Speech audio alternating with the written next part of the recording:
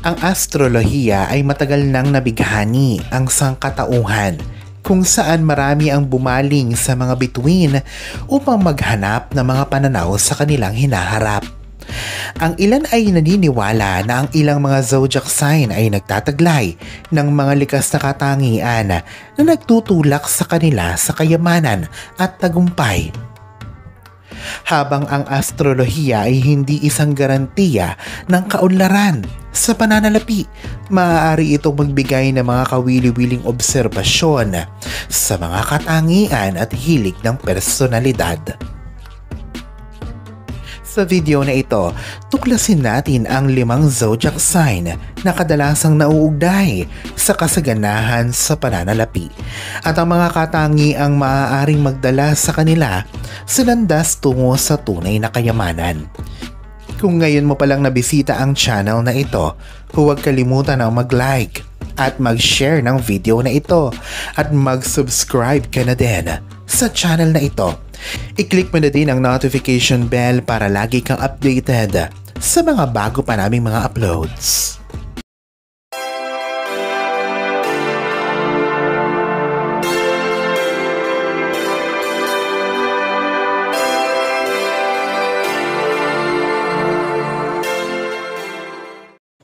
Taurus, isa kang earth sign na pinamumunuan ni Venus. Kilala ka sa hindi natitinag mong determinasyon, pagiging praktikal at pagpapahalaga sa karangyaan.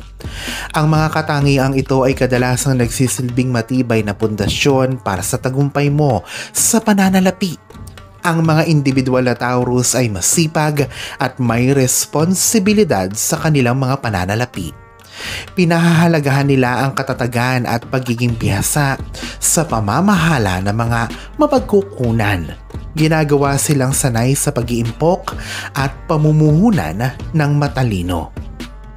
Ang kanilang likas na katangian ay nagpapahintulot sa mga katutubong Taurus na tumuon sa kanilang mga pangmatagalang layunin ng may pasensya at katatagan.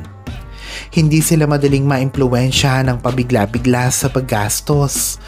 Ang mga Taurus para sa kalidad at kagandahan ay nagdadala din sa kanila sa pagiging mahusay sa mga larangan ng may kaugnayan sa aesthetics tulad ng sining, fashion o panloob na disenyo na maaaring mag-ambag sa kanilang tagumpay sa pananalapi.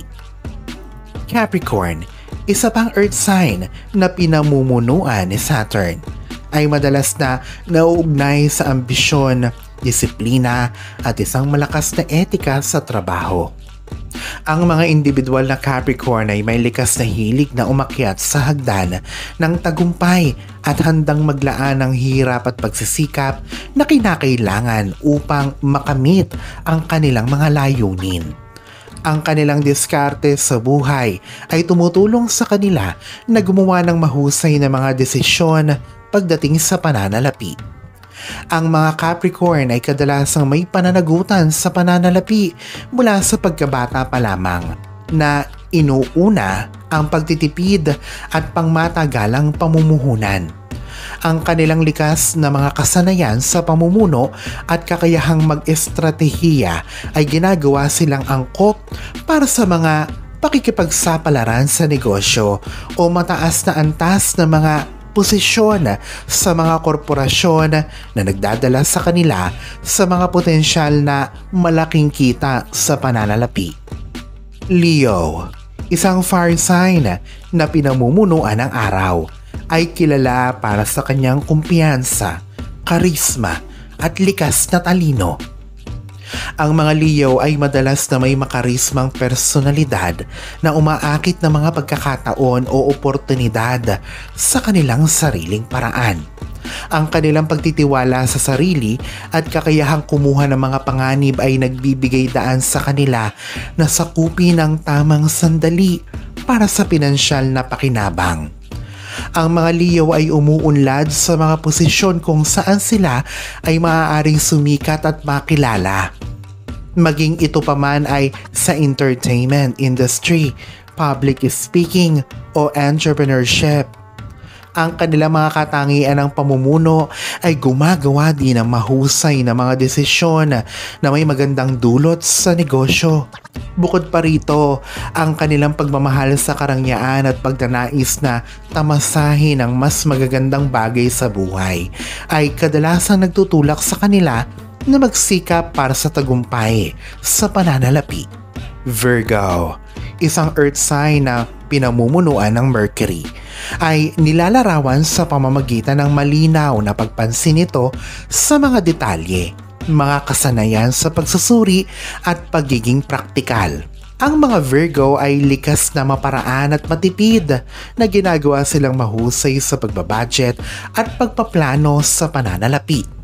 Ang kanilang diskarte sa mga gawain ay tumitiyak na pinangangalagaan nila ang bawat aspeto ng kanilang buhay pinansyal, mula sa pamumuhunan hanggang sa pamamahala ng mga gastos. Madalas na mahusay ang mga Virgo sa mga larangan tulad ng accounting, finance o data analysis, kung saan ang kanilang mga kasanayan ay lubos na pinahahalagahan at maaaring humantong sa mga mapagkakakitaang pagkakataon. Ang kanilang mga napipiling propesyon ang madalas na nagpapayaman sa kanila.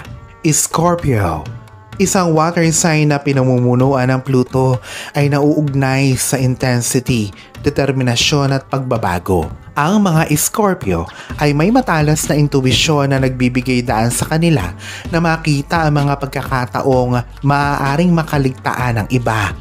Dahil sa kanilang kakayahang tanggapin ang pagbabago at umangkop sa mga bagong sitwasyon.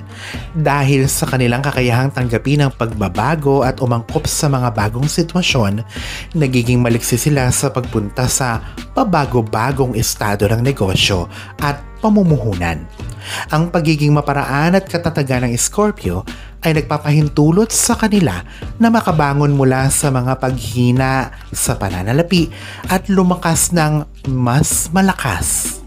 Hindi sila natatakot na kumuha ng mga panganib sa pamumuhunan at kadalasang naaakit sa mga larangang may kinalaman sa pananalapi, pananaliksik o research.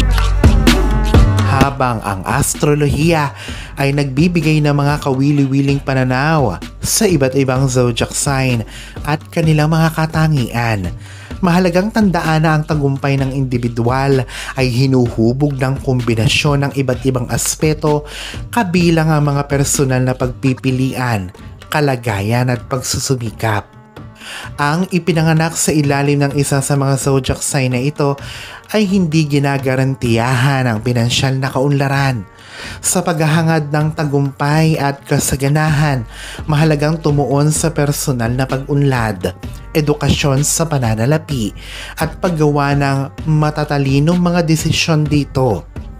Sa pamamagitan ng paggamit ng kanilang mga natatanging lakas at talento, maaaring itakda ng mga individual ang kanilang sarili sa isang landas tungo sa pinansyal na kaunlaran, anuman ang kanilang zodiac sign.